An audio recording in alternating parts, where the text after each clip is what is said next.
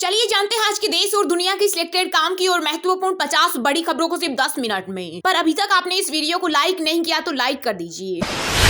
BJP देश भर में एजेंसियों के जरिए वसूल रही चंदा, कांग्रेस ने लगाया आरोप। कहा ईडी और सीबीआई ने 30 कंपनियों पर कार्रवाई की, इनसे बीजेपी को 335 करोड़ का चंदा मिला। पूरा देश जानता है कि मोदी सरकार जांच एजेंसियों को रिमोट कंट्रोल से चला रही।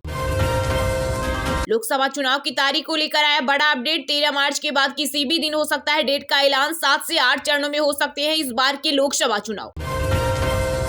वाराणसी में खुली जीप में मोदी योगी ने किया रोड शो। इस दौरान सीएम योगी आदित्यनाथ बोले, रामलला का 500 साल पुराना सपना पूरा कर काशी आए पीएम मोदी। कार्यकर्ताओं ने की फूलों की बारिश। 2 से 3 दिन में गिरफ्तार हो सकते हैं दिल्ली के सीएम अरविंद केजरीवाल। शराब नीति मामले में ईडी के 7वें नोटिस के बाद आम आदमी पार्टी का बड़ा दावा। कहा, केजरीवाल को चाहे गिरफ्तार कर लो, लेकिन हम कांग्रेस के साथ गठबंधन से पीछे नहीं हटेंगे। किसान आंदोलन में एक और अन्नदाता की मौत। दिल्ली चलो मार्च के बैनर तले किसानों के प्रदर्शन में होने वाली यह 5वीं मौत है। वहीं 3 पुलिस वाले भी गवा चुके हैं। जहां अब किसान 26 फरवरी को निकालेंगे ट्रैक्टर मार्च। उसके बाद 14 मार्च को दिल्ली के रामलीला मैदान में करेंगे प्रदर्शन। अब विधवा और तलाकशुदा महिलाएं भी बन सकती है मां। सरकार ने सेरोगेसी कानून में किया संशोधन। बच्चे के लिए अंडा या स्पर्म लेने की दी छूट।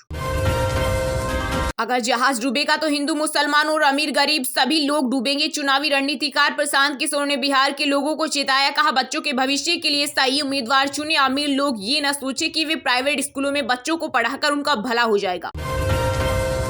रिलायंस इंडस्ट्री के चेयरमैन मुकेश अंबानी के बेटे अनंत की गुजरात के जामनगर में 1 मार्च को होगी प्री वेडिंग। इस फंक्शन में मेटा सीईओ मार्क जुकरबर्ग से लेकर विश्व के कई दिग्गज बिजनेसमैन हो सकते हैं शामिल। वहीं अनंत अंबानी व राधिका मर्चेंट एक दूसरे के साथ 12 जुलाई 2024 को लेंगे 7 फेरे। जाति के नाम पर भड़काते हैं विपक्षी दल, अपने परिवार के लिए करते हैं स्वार्थ की राजनीति। पीएम मोदी ने इंडी गठबंधन पर बोला हमला। बोले, जिन योजनाओं का मजाक उड़ाया गया, आज वही योजनाएं गरीब, दलित और पिछड़ों का सहारा बन रही। कांग्रेस नेता राहुल गांधी ने सीट शेयरिंग को लेकर महाराष्ट्र के पूर्व सीएम उद्धव ठाकरे को किया फोन। दोनों नेताओं के बीच 1 घंटे हुई बात। मुंबई की 6 लोकसभा सीटों पर अड़ी दोनों पार्टियां। जिनके अपने होश ठिकाने नहीं, वो यूपी और काशी के बच्चों को नशेड़ी कह रहे। राहुल गांधी के बयान पर पीएम मोदी ने किया पलटवार। हरियाणा में किसानों पुलिस का टकराव। खनौरी बॉर्डर जाने से रोकने पर तोड़फोड़, लाठीचार्ज, आंसू गैस के गोले दागे। पुलिस चौकी पर पथराव, 40 घायल। मार्च के पहले हफ्ते में आ सकती है लोकसभा चुनाव के लिए बीजेपी की पहली लिस्ट। 100 उम्मीदवारों के हो सकते हैं नाम। पहली सूची में ज्यादातर वे सीटें होंगी जिनमें भाजपा 2014 और 2019 लोकसभा चुनाव में हार गई थी। यूपी में समाजवादी पार्टी और कांग्रेस के बीच सीटों का तालमेल होते ही राहुल गांधी की भारत जोड़ो न्याय यात्रा में शामिल होंगे अखिलेश यादव। 25 फरवरी को आगरा में होगी संयुक्त जनसभा। कांग्रेस मुस्लिमों से करती है भेदभाव। मुंबई यूथ कांग्रेस के अध्यक्ष पद से हटाए जाने के बाद जिसान सिद्दीकी बोले, राहुल गांधी से मिलने के लिए मुझे 10 किलो वजन कम करने को कहा गया।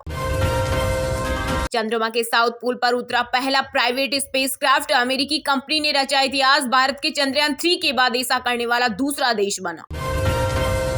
लोकसभा चुनाव से पहले पीएम मोदी ने कैबिनेट मंत्रियों से मांगा 5 साल का रोड मैप। साथ ही अगले 100 दिन के एक्शन प्लान की भी देनी होगी जानकारी।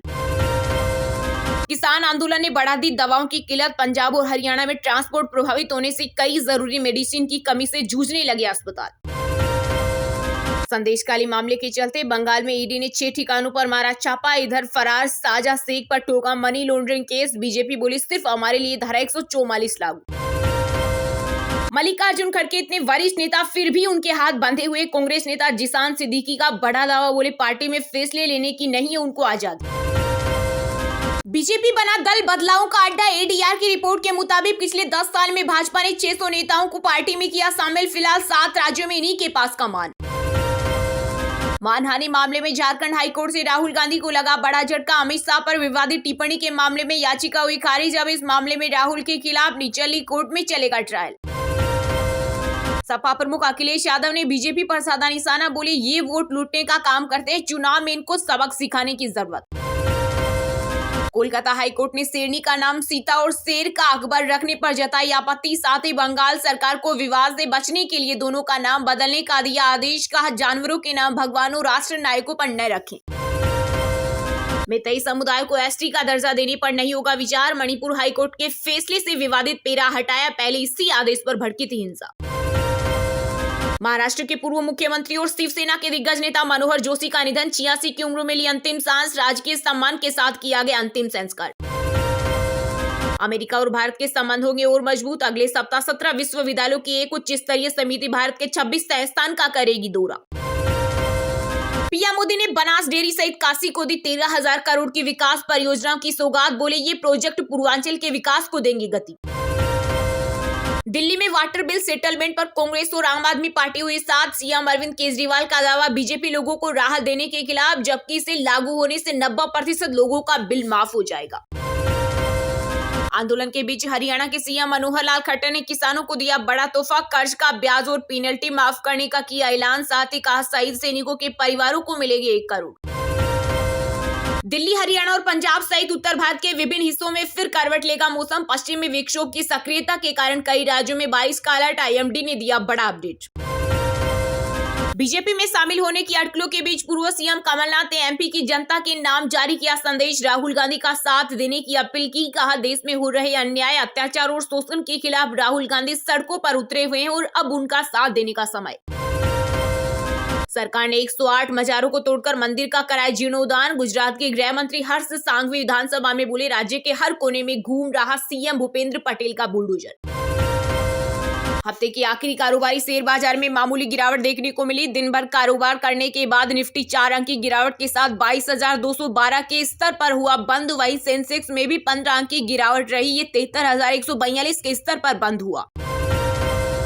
कांग्रेस को आर्थिक रूप से अपंग बना रही भाजपा और मोदी सरकार। पार्टी महासचिव जयराम रमेश का सत्ता पक्ष पर गंभीर आरोप। आंदोलन के दौरान खनौरी बॉर्डर पर जान गंवाने वाले किसान सुकरण के परिवार को मिलेगा 1 करोड़ का मुआवजा। साथ ही बहन को सरकारी नौकरी भी देगी पंजाब सरकार। सीएम भगवंत मान ने किया बड़ा ऐलान। काशी में 10 साल में बजा विकास का डमरू। पीएम मोदी बोले, बाबा जो चाह लेते हैं उसे कोई नहीं रोक पाता। दलितों और वंचितों का विकास ही सरकार की प्राथमिकता। हरियाणा पुलिस ने आंदोलन कर रहे किसान नेताओं के खिलाफ एनएसए के तहत कार्रवाई का फैसला लिया वापस। वहीं युवा किसान की मौत के विरोध में संगठन ने मनाया ब्रेक डे। आगामी लोकसभा चुनाव में राजस्थान में मिशन 25 के लक्ष्य को साधने में जुटी बीजेपी नेताओं ने चुनावी रणनीति पर किया मंथन। संदेशखाली मामले पर बीजेपी ने टीएमसी पर बोला हमला। कहा यह घटना हृदय विदारक। इस पर तृणमूल कांग्रेस के नेता नोटंकी कर रहे। लोकसभा चुनाव से पहले भजनलाल सरकार का बड़ा फैसला। राजस्थान में 396 आरएएस अधिकारियों का हुआ तबादला। साथ ही 5 आईएएस और आईएफएस अधिकारी भी बदले गए। हरियाणा में किसानों और पुलिस में फिर से हुआ टकराव। खनौरी बॉर्डर जा रहे किसानों पर लाठीचार्ज, टीयर गैस भी छोड़ी। वहीं आंदोलन को लेकर सुप्रीम कोर्ट में याचिका दाखिल। कहा किसानों की मांगों पर विचार करे सरकार।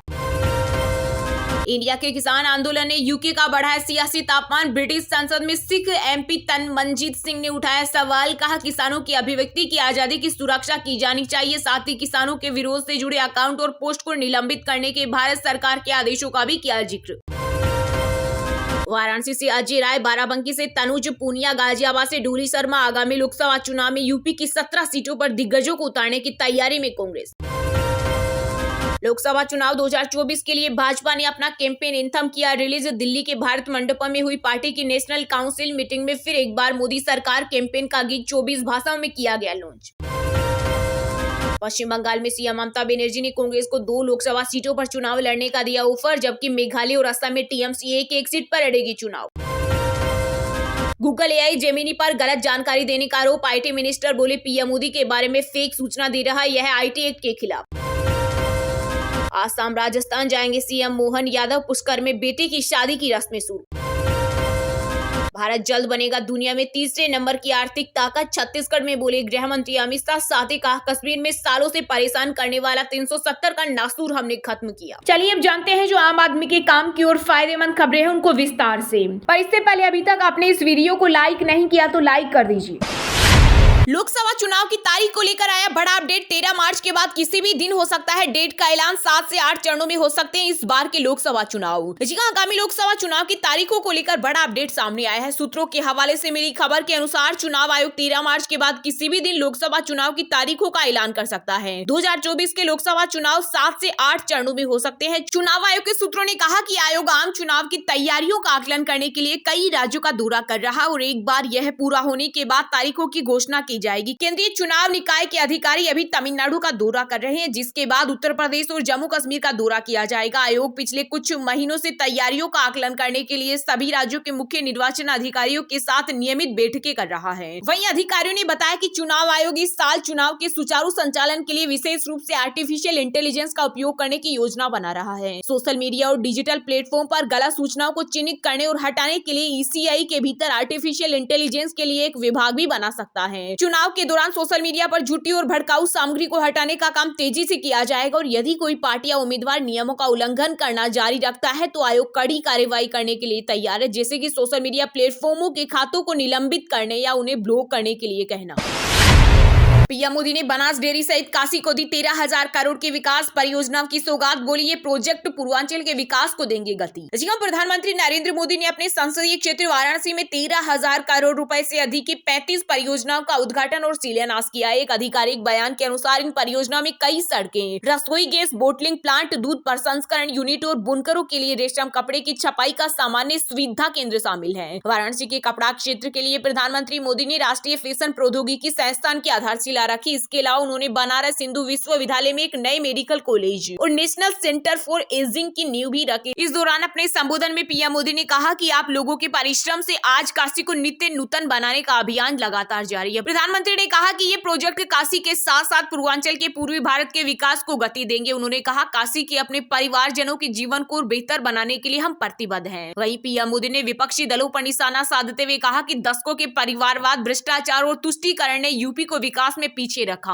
पहले की सरकारों ने यूपी को बीमारू राज्य बनाया, यहाँ के नौजवानों से उनका भविष्य छीना। उन्होंने कहा आज जब यूपी बदल रही है तब कांग्रेस के युवराज का कहना है कि काशी के नौजवान और यूपी के नौजवान नशेड़ी हैं। पीएम मोदी ने कहा कि जिनके अपने होश ठिकाने नहीं है वो यूपी के मेरी काशी के बच्चों को नशेड़ी कर रहे हैं। मोदी को गाली देते देते तो इन्होंने 2 दशक बिता दिए और अब ईश्वर रूपी जनता जनार्दन पर यूपी के नौजवानों पर ही ये लोग अपनी निराशा निकाल रहे हैं। 2 से 3 दिन में गिरफ्तार हो सकते हैं दिल्ली के सीएम अरविंद केजरीवाल। शराब नीति मामले में ईडी के 7वें नोटिस के बाद आम आदमी पार्टी का बड़ा दावा। कहा केजरीवाल को चाहे गिरफ्तार कर लो लेकिन हम कांग्रेस के साथ गठबंधन से पीछे नहीं हटेंगे। लोकसभा चुनाव 2024 के लिए आम आदमी पार्टी और कांग्रेस ने कई राज्यों में गठबंधन का फैसला लिया है। गठबंधन की बात जब से तय हुई है उसके बाद से ही आम आदमी पार्टी यह दावा कर रही है कि अरविंद केजरीवाल को गठबंधन तोड़ने की धमकी दी जा रही है। वहीं दिल्ली सरकार में मंत्री अतिशी, सौरभ भारद्वाज और संदीप पाठक ने प्रेस कॉन्फ्रेंस कर एक बार फिर भाजपा पर कई आरोप मढ़े हैं। मंत्री अतिशी ने आरोप लगाया कि हम देख रहे हैं कि पिछले 2 माह में ईडी के माध्यम से मुख्यमंत्री अरविंद केजरीवाल के पास पुलिस 7 बार आ चुकी है मगर केजरीवाल को गिरफ्तार नहीं कर पाए। उन्होंने कहा अब ये सीबीआई के माध्यम से मुख्यमंत्री अरविंद केजरीवाल को गिरफ्तार करने जा रही है। इस बात की हमें पूरी सूचना है लेकिन हम पीछे नहीं हटेंगे। वहीं सौरभ भारद्वाज ने कहा कि जब से आप और कांग्रेस गठबंधन की खबर आ रही है तभी से अरविंद केजरीवाल को गिरफ्तार करने की तैयारी तेज हो गई है। उन्होंने कहा हमें सूचना है कि आने वाले 2 से 3 दिन में सीबीआई केजरीवाल को गिरफ्तार कर लेगी। भारद्वाज ने आगे कहा भाजपा के लोग यह बात कर रहे हैं कि अगर मुख्यमंत्री केजरीवाल को बाहर देखना चाहती है तो कांग्रेस से गठबंधन नहीं करेगी, अन्यथा केजरीवाल को जेल में डाल दिया जाएगा। इसके अलावा आप नेता संदीप पाठक ने कहा भाजपा को शुरू से ही यह भरोसा था कि आप और कांग्रेस के बीच गठबंधन नहीं होगा। इससे ये खुश थे मगर जब इन्हें पता चला कि आप और कांग्रेस का गठबंधन होने जा रहा है तो इनकी बेचैनी बढ़ गई। उन्होंने कहा अगर ये केजरीवाल को गिरफ्तार करेंगे तो सारे लोग सड़कों पर आ जाएंगे। हम देश को बचाने के लिए गठबंधन में जा रहे हैं, हम पीछे नहीं हटेंगे। यूपी में समाजवादी पार्टी और कांग्रेस के बीच सीटों का तालमेल होते ही राहुल गांधी की भारत जोड़ो न्याय यात्रा में शामिल होंगे अखिलेश यादव। 25 फरवरी को आगरा में होगी संयुक्त जनसभा। जी हां, यूपी में लोकसभा चुनाव के लिए समाजवादी पार्टी और कांग्रेस के बीच सहमति बन गई है। सीट बंटवारे का आधिकारिक ऐलान भी हो गया है। सपा ने कांग्रेस को 17 सीटें दी। इस घोषणा के एक दिन बाद ही सपा ने कहा कि पार्टी प्रमुख अखिलेश यादव 25 फरवरी को आगरा में कांग्रेस नेता राहुल गांधी की भारत जोड़ो न्याय यात्रा में शामिल होंगे। दरअसल कांग्रेस अध्यक्ष मल्लिकार्जुन खड़गे ने सपा प्रमुख अखिलेश यादव से 25 फरवरी को राहुल गांधी के साथ आगरा में संयुक्त रूप से जनसभा को संबोधित करने का अनुरोध किया है। यूपी कांग्रेस अध्यक्ष अजय राय और अन्य कांग्रेस नेताओं ने सपा कार्यालय पहुंचकर ये निमंत्रण दिया है। वहीं अजय राय ने अखिलेश यादव के भारत जोड़ो न्याय यात्रा में शामिल होने के सवाल पर कहा कि 25 फरवरी को अखिलेश यादव राहुल के साथ यात्रा में शामिल होंगे। कांग्रेस अध्यक्ष खड़गे ने अखिलेश को भेजे निमंत्रण में लिखा राहुल गांधी के नेतृत्व में कांग्रेस पार्टी की भारत जोड़ो न्याय यात्रा का मुख्य उद्देश्य आज के दौर में बीजेपी द्वारा सामाजिक, आर्थिक एवं राजनीतिक अन्याय झेल रही जनता की आवाज बनना और इन अधिकारों से वंचित और उपेक्षित लोगों को न्याय दिलाना। इसके साथ ही कांग्रेस अध्यक्ष ने लिखा राहुल गांधी अपनी इस यात्रा के माध्यम से जनता के ज्वलंत मुद्दों को पुरजोर तरीके से उठा रहे हैं। आम जनता के साथ हर राज्य में यात्रा को अपार जन समर्थन मिल रहा है।